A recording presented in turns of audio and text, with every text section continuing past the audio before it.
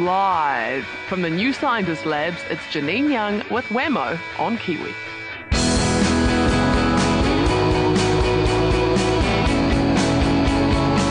Yes, for the final New Scientist slot for the year, for 2009, it's a festive New Scientist today with Janine Young, who is like my other correspondent this morning, who I couldn't contact because he was so under the weather, is not too well this morning either. Janine, good morning.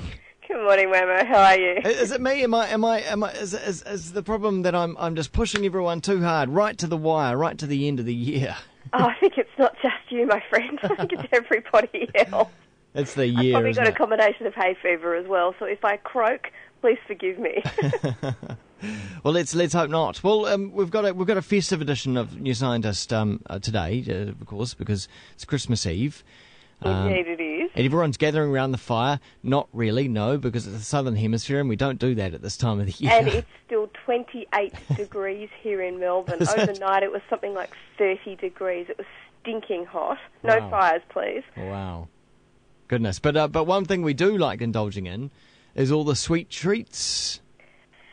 And Christmas is full of them, whether or not it's your candy canes or whether it's the nice things that get given to you as part of your Christmas treats, your chocolates or whatever.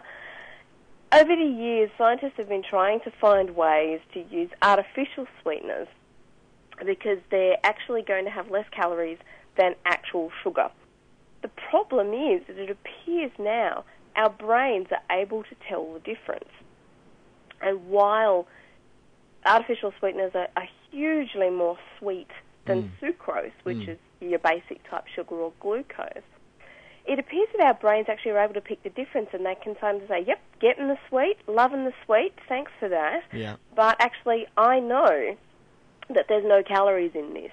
I know that you're trying to fool me, and actually I'm getting no satiety, no satisfaction out of this. So what I'm going to do later on is go and eat something else that actually has more calories. Yeah.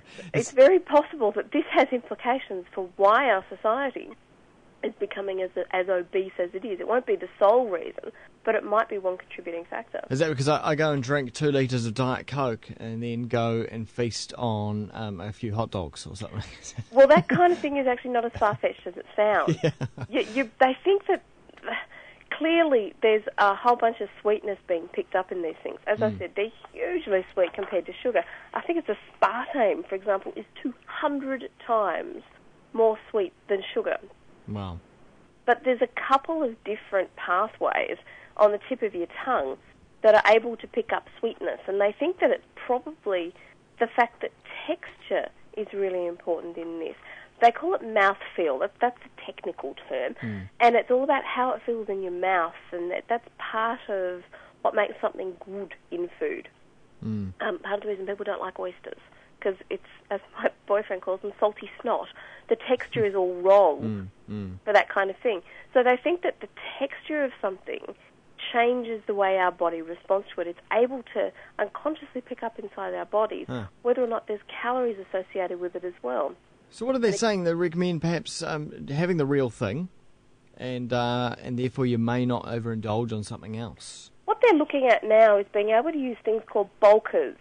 It sounds a bit rough, but they're actually thinking if you can have a 0-calorie or a low-calorie bulker, as a company associated with Coca-Cola is trying to do, then what you can do is take the same amount of sugar and actually increase that, or actually decrease the sugar, but increase the bulker, which means you get this texture of what calories would feel like. And so they're saying that you might actually be able to change this and fool your body into thinking that it's actually getting the calories it needs whilst also getting the sugar, because these two pathways of sweetness and texture are better together than they are alone.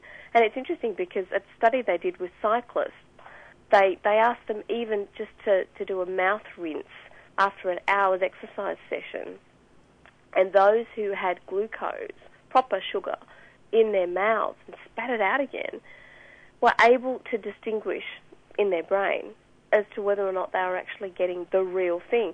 And when they did, they were able to pump their legs and work a hell of a lot harder than when they were going for the 0-calorie version. So it's possible that the texture in this was something that they were able to pick up. Well, I plan on having the real thing tomorrow. Go hard or go home, my friend. That's exactly right. Now, Janine, it is the season of giving, but it seems that giving becomes more natural for some people than others. That's right. It seems that some of us seem to have generosity built into our systems. And I think perhaps we know this. There are some people that are more interested in maximising their own personal gain, and others who are more prone to sharing. It's like all the bankers and the other people. Well, in some respects, I think, yes, you do tend to get that sort of split, don't you? I don't think you'll ever see a social worker, for example, being one of these individualists. I don't think that's quite the way it works. No. But the theory behind this has always been that the people who are very generous and give to others, altruistic, interested in fairness, are actually actively suppressing an urge inside themselves to be an individual and to try and be a little bit selfish. A whole bunch of magnetic resonance imaging scans on people's brains are showing that it appears not to be the case. And people who are generous actually prefer this without any conscious thought. It's just the way they're built. And so an experiment where people were given uneven splits of money between yourself and another fictitious person, the individualists were always the ones that went, right, okay, maximising personal gain, very happy with this situation, I need more than everyone else. Those who weren't happy with this, the natural, generous people, there's a part of their brain called the amygdala that lit up, and so it was all about them saying, hang on, no, not happy with this situation. And when they even looked at being able to take out conscious thought in the process, they found there's actually a very natural approach going on here between these two different groups of people. And that's something that they haven't really seen before. Right. So do they know if it's genetic or anything like that, or it's just... They think it's at least partly genetic. Most of these things are. It seems that when you come from a self-promoting family, it's also very likely you will as well. And that's also likely to be influenced by your environment, your childhood, the values you've been given and the like. So it's a combination of the two, nature versus nurture. It's always the two together. Yeah. It's very hard to separate them out. But in this case, it appears that if you are one of these people who likes fair situations and promoting equality between people, then it's partly genetic. It's partly the way you were raised. Yeah, interesting. Well, I wish you all the giving and receiving of the festive season. And you too. And thanks so much for a fantastic year in science. I think it's been a really good one, actually. It's been a fantastic year, and I'm looking forward to next. We talked about all the good stuff that's coming next year, but who knows what we don't know is coming. We're right here at the leading edge. And well, we do what we can.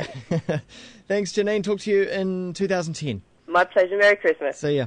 And those stories, one of those stories you'll find in New Scientist magazine came out this week, and also on the New Scientist website, newscientist.com.